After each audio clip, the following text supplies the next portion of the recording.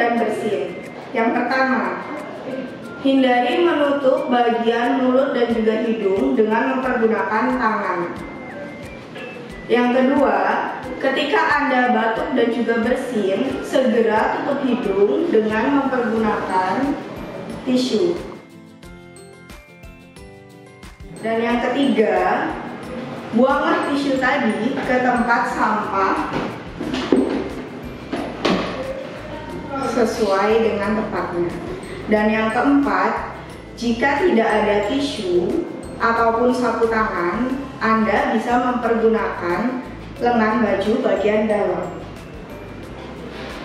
Yang kelima, cuci tangan dengan air yang mengalir ataupun dengan hand sanitizer.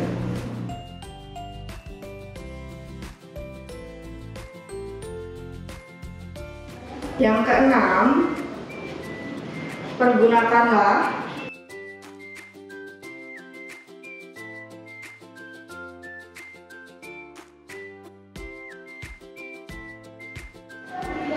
masker agar tidak menulari orang lain.